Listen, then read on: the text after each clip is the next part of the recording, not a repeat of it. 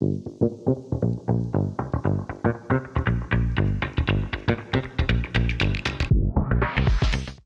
back to On Brink, the show that talks about all the reasons not to become an entrepreneur. Every fortnight, we speak to an accomplished founder about the fine line between breakdown and breakthrough. This show is brought to you by Brinc, a global venture accelerator empowering the world's game changers since 2014. I'm Shailene, and today I am with Loretta Chen, co-founder and CEO of Smobler, a turnkey metaverse architecture firm with a strong emphasis on blockchain-based gaming, phygital engagement, and educational outreach, and as well as a Brinc portfolio company. Loretta, how are you? Thank you for joining me today. Hi there. Thank you so much for having me. And Xin Chao, greetings from Vietnam. I'm here for Good Morning Vietnam. It's Blockchain Week. Lots of excitement. So thank you so much for having me. Absolutely. I am so thankful that you've made time to chat with us today. Without further ado, I'd love to get into it. So, you launched Smobler with Ruel Sarmiento in September 2021 and then joined Brinc's Metaverse Accelerator program in fall of 2022.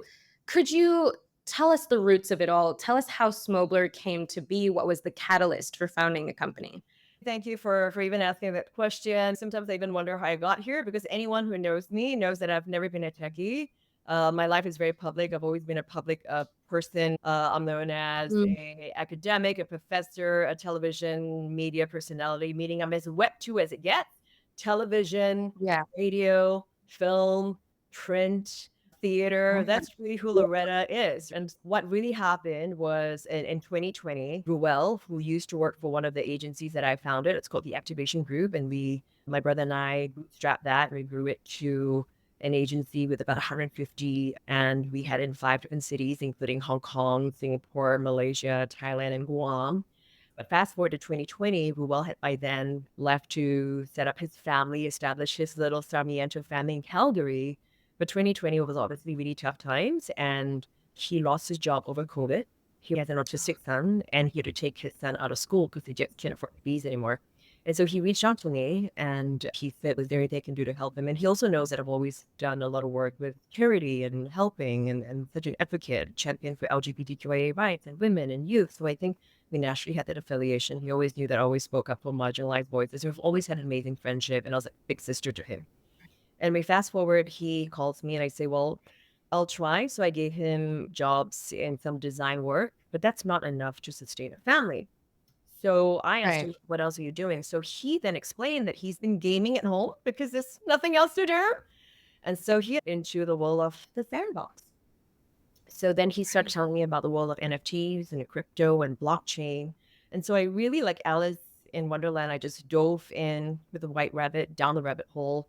So fast forward, I saw an opportunity to bring brands, IPs, and communities onto the open metaverse. I knew there was a lot of technologists. So what I did was literally turn my biggest liability, which is the lack of tech know-how, into our greatest strength. Yeah. Instead of trying to be the biggest, smartest technologist, I decided to tell brand stories. And so we created the first ever wedding, and I got Sebastian to officiate the wedding in the Sandbox metaverse. And then later on, we really trying to take the food bank and democratizing and allowing fractionalization of philanthropy and changing the way philanthropy was done, because it used to be really about old money. But now we're like, we could make it crypto native and make younger people even cut smaller checks or taking that into the crypto space. And so I think all of these brand stories really catapulted the metaverse into Singapore and the Asian space, where we're literally in the early days before Facebook changed its name to Meta, we were literally dominating the headlines in the Chinese press, the Straits Times, we're in Channel News Asia, and we then expanded to other use cases. In education, we secured a $1 million scholarship fund from Aventis at private college, right, to democratize education and get people to understand what the metaverse is about, and so on and so forth. And then we started really taking this very seriously. And that was when I reached out to Brinc, that then invested Yeah. in us as well, because I'm very thankful that we actually topped the accelerator cohort. So, of course, Sandbox and then Brinc also gave us an investment. So, thank you so much. But that was literally how it started. So, the long and short of it was meant to be an altruistic project to help creators who lost their job over a very difficult time in the pandemic. And we saw an opportunity to to create a digital economy based on data ownership, digital asset creation, and to really create a new creator economy. And so here we are today. I'm seated here talking to you. That is fantastic. Seeing as Smobler is a sort of leading metaverse architect and design studio that uses Web3 for social good, what was one of the biggest roadblocks that you first faced in the early stages? Seeing as especially this was a new sort of arena for you, can you think of anything that really sticks out in that way? First is I didn't come into this Mm. space full bag of knowledge. This is what I'm trained to do, right? I'm an artist and academic.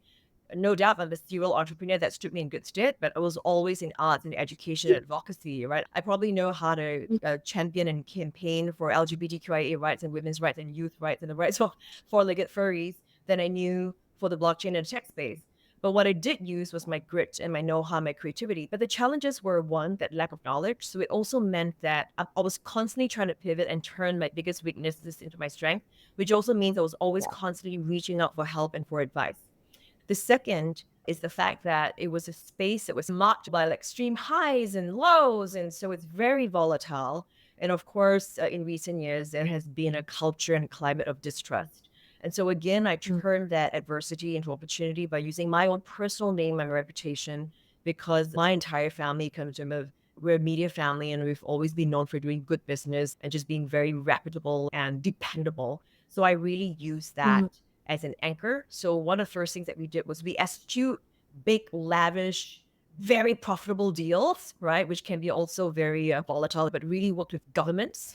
So as you Yeah. would can imagine, it can be fairly teeth pulling to say the least. Yeah. But either it's built credibility to suit your trust. So we brought the government of Bhutan, because I've been consulting for them for over a decade at this point. We brought MediaCorp, which is the Singapore's national broadcaster. We brought our Star Hub. So we started bringing all these very established brands onto the open metaverse, and then we also created partnerships with F&B and lifestyle companies, etc. So I think the key was to rebuild future, create trust in a space where there was either ignorance or lack of trust. It was such a new space. Even the founder herself was new to this space. So how do I tell great stories to be able to allow people to, one, form a bond, future trust, begin to understand how do I create a nascent technology and make that palatable, understandable by the layman.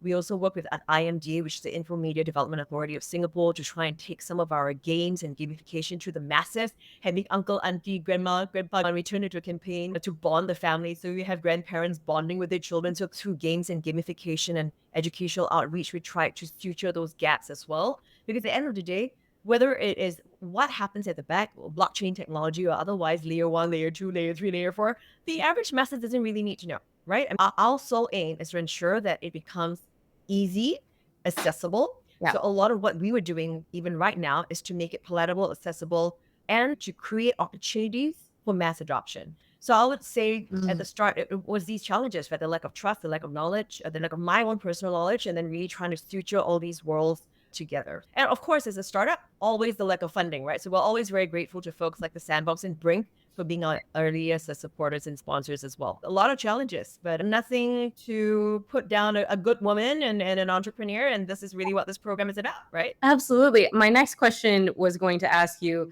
if there have been moments of doubt, but honestly, based on how you are, like I think your energy is it's so inspiring, especially the way you just described your approach to these challenges. That's phenomenal. But I got to ask, despite how positive and driven you are, did you have moments of doubt? Don't ever let that moment of doubt hold you back. Because I think turn that moment into a catalyst and energy of Mm. adrenaline. I didn't have the right knowledge. I didn't even have the right gender. It's so male dominated still, right? There's changes already. I didn't have the right background. I was always an arts major, right? By the time I set up Smobler, I was already 45 because I'd moved to Hawaii and taking on a stage of my life where I thought I'd be slowing down because I'd been a serial entrepreneur all my life. And I thought I'll slow it down at 39 and move to Hawaii. So I was also at that age where Yeah. I thought I'd be slowing things down. But I will say, don't allow your doubt to consume you. Turn that doubt into determination and drive and kick that turn that adrenaline switch into, because you either fight, flight, fawn, or fly. And I think that it's that consciousness and also that sense of never wanting to let my team down. And I think what really anchors me, that allows me to turn all my doubts, every single second of it, is to always be very anchored in a sense of purpose, which is people, planet, and possibilities. And of course, pets. I'm a huge animal lover. I have 30 over fur babies at home. But I think it's always having that sense of purpose that it anchors you, because what drives me is about keeping my team together. It's about trying to push for change. It's about trying to make a difference. So those moments of doubt, I've learned to turn that into a catalyst for change, for drive, for determination, for dopamine. So I'm saying never let those moments ever get you down. Turn those moments into moments of change. I knew we picked the right person for this interview, but I couldn't have possibly known to this extent until this moment. So thank you so much. It's as real as it gets. It's as raw as it gets. I love it. In the past 4 years, Smobler has grown from a startup of just co founders to a global company of 50 employees around the world. What's a major risk that you took on that journey that paid off? You mentioned that it's all about turning these moments of doubt into a catalyst for change and fantastic opportunities. So, is there a moment that you could talk about? Absolutely. I think one of the stories I always say is that I set up this company in lockdown, not really having a clue about what 3 years or blockchain or what an NFT is or what crypto is. It started from a space of really just my sheer drive was to help people that have lost their jobs. And my dear friend, Ruel, Yeah. who had lost his job and his source of income and wants to provide for his family. So that drive was very real. And that the other risk was setting up a company in the middle of the pandemic and immediately knowing that we had to be a global company from day one, right? The notion of an SME, a small medium enterprise, is that you usually start conquering local and then regional Yeah. and global. But we were global from day one, right? We had to get folks, Really. because I was in lockdown in Hawaii. Ruel is in lockdown in Calgary. So the only way we could connect was digitally through virtual walls. And so he reached out to his other architect or gamer friends that had also lost their jobs. So there's a bunch of people who were staying at home because they lost their jobs. And so they were connected through gaming and a shared belief. And interestingly, that became a really powerful catalyst, because typically, if you think about how traditional nation states and alliances are formed, it's formed with our closest neighbors, right? Nation states are formed with geographical boundaries, right? But immediately we were borderless, we were nationless, because we're in lockdown. So the only way to form these affiliations were virtual. A lot of these affiliations, loyalties, camaraderie, company culture was fostered Mm. virtually. So that's a huge challenge. We didn't have a rule book, right? Before the pandemic, we thought that everyone had to be in an office. And now I think one of the things that the pandemic world or the post-pandemic world has shown is that we can function virtually and in a hybrid mode. I think these changes are here to stay. That's also why we're very bullish about this Web3 and the virtual and digital world and digital asset ownership and creation. So definitely that was a huge challenge and hurdle. There were no rule books. So that was one. Mm. And then the other would be also then, as you scale, you're constantly trying to think about uh, growing the company bigger, but also managing resources. So truth be told, we did grow really fast, but I'm also right now at the same point, and the reason why I'm really honest is to share with entrepreneurs as well, that I'm also at this point now where I'm scaling back the team, because we are going to be launching a few IPs over the summer. So I want my team to be really focused on getting our Aquarium IP launched, because we had grown so fast and Mhm. building so many different IPs. So I also think that we need to take a step back and think if we are wasting resources. And we're also now scaling back the team again to a smaller, leaner team. So my point is constantly pivoting, constantly checking your rear end mirror and your front mirror, and constantly assessing the situation, and never being afraid to make difficult calls. Everyone Yeah. likes to hire because hiring is really fun. Everyone Mm. loves to have bonuses. Bonuses are really fun, right? But I think an entrepreneur and a founder must not be above him or herself to make really tough calls, to say, I'm really sorry, I need to streamline the team, or I'm really sorry, you might have to take on more roles this time, or please bear with us because for these couple of months, we may have to furlough you because we are going to focus on these IPs. And so I think these are really tough because these are human decisions. And there are also some times where we have invested in one or two projects that we think may not be the best investments. But I think that is the hallmark of a founder. You have to make decisions fast, because honestly, we don't have we can't waste time. Is the one resource we'll never ever get back as a founder. So you need to make decisions fast. You need to be very human about articulating them as well, because you're not a big corporate where the person is just a digit. Like every single person on my team, they have bills to pay. So how do I Yeah. make the best decisions for the company, but also being as empathetic and as humane as possible, and yet also balancing the budget, and yet also having your pulse on the future. So I think it is all these things that a startup founder needs to think of all the time.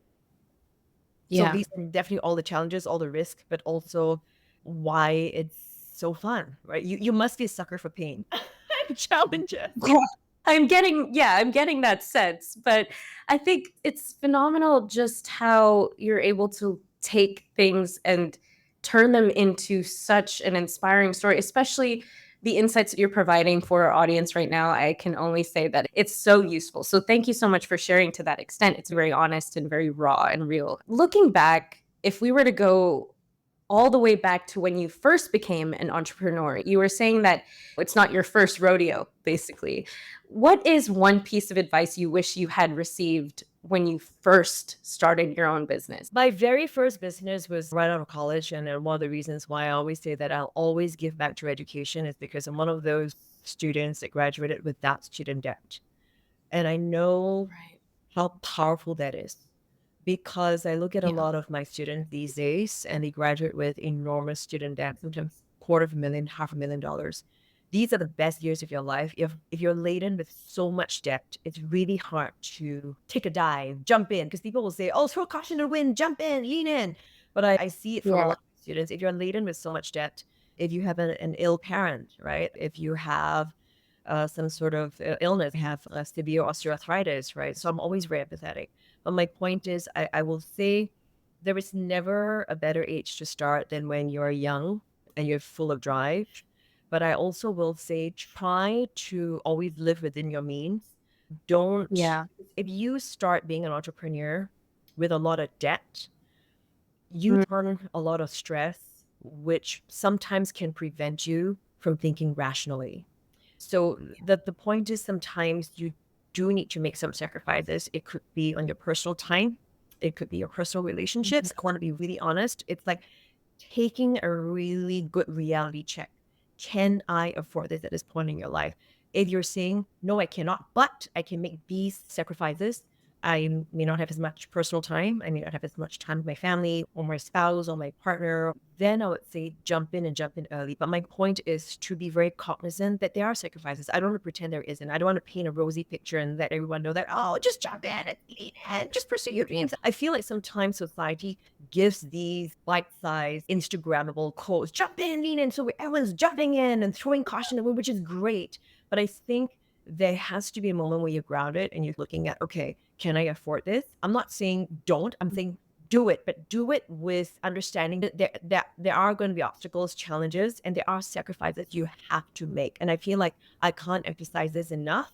And so I go back to my younger self, what I wish I knew. In many ways, like I said, I'm always very thankful that I graduated with no student debt. And so I could really be silly and go start a theater company. So to young entrepreneurs starting, try to, as much as possible, minimize too many financial. Don't go buy that MS bag and put it on a credit card if you're going to start a company, right? I'm just saying, Yeah. take measured risks. Know that you might have to buy that MS bag 10 years from now and just be mindful that having a support system is very important. Having a network of Mhm. friends and family and mentors that you count on is really important. Never be too proud to ask for help. Reach out, be Yeah. honest. I never feel like, oh, I need to pretend to get ahead. Mhm. For me, I've often always felt like honesty was the best policy. Being very authentic and asking for help when you need is always really important. So those are my little tips. Don't live beyond your means. Never be above oneself. Ask for help when you need to. Have an ecosystem because that mental wellness is also really important. And as much as possible, minimize financial risk and taking on luxurious trips or purchases, especially if we're trying to be an entrepreneur in the early years. So I think these would be Wow. my big sister tips to anyone trying to start out. This is truly what I love about women in business. It's such a holistic view. You really take into account not just money in, money out. It's how do you feel on this journey as well, and is it sustainable? You mentioned the importance of a network and having the right mentors, which brings me to your experience with joining the Brinc Accelerator. If I could just ask you a little bit about that. What was that like for you, and what were some of the most beneficial takeaways from your time with Brinc? I will say, and this is not a plug, I will say that I really enjoyed my sessions with Brink. I think all of you took the time to really understand the founders and brought on board mentors that would really help us. And it was fairly customized in that there was a very structured program that we had to go through. But I think the team also took the time to ask each founder what help we needed. And for us, because Ruel and I were creatives, I said we definitely need more help in the fundraising, structuring our company. Those were the things we're not very good at, and Brink really tried to really support that. The other thing that also really worked for us is having also a really wonderful post accelerator program support. We are still in touch with Brink, obviously, right? And What?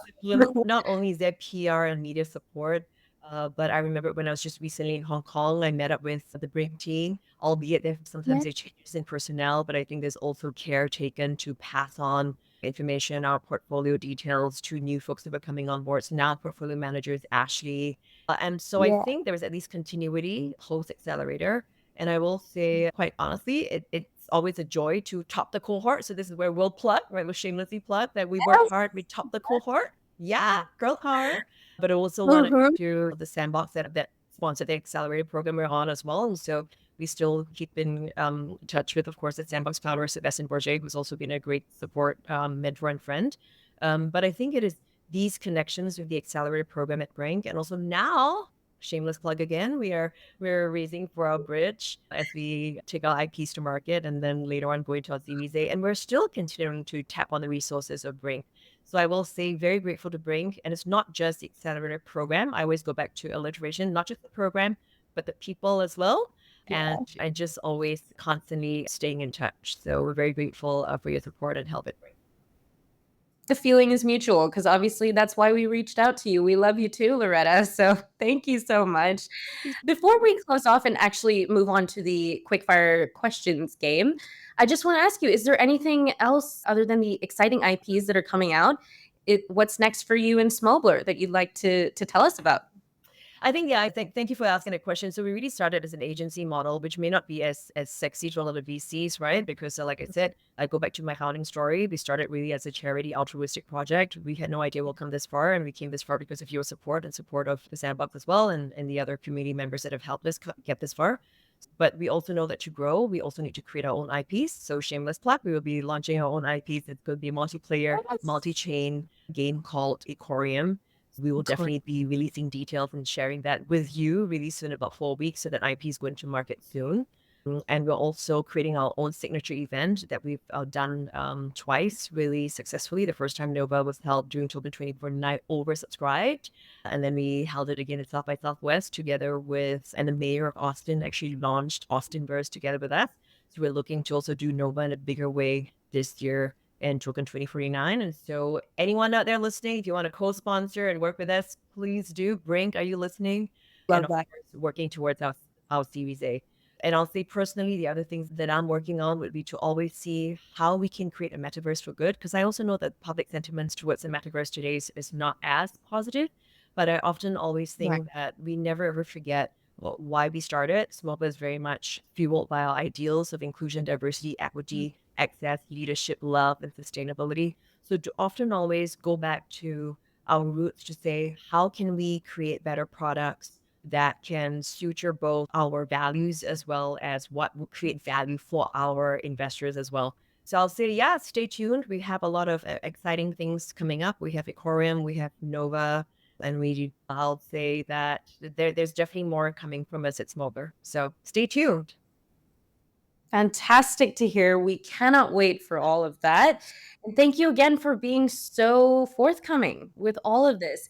Before we let you go, we want to play on the Brink's Quickfire question segment called Madness or Greatness, where we challenge our guests with a series of scenarios about the highs and lows of entrepreneurship. So, number one, investing heavily in immersive graphics over platform stability. Gosh, it's both madness and greatness, right? If you look at a company like NVIDIA, right? Jensen Huang has always just said he won't be where he is today if he did not invest heavily in his graphic card, right? Like the video games were the backbone of NVIDIA.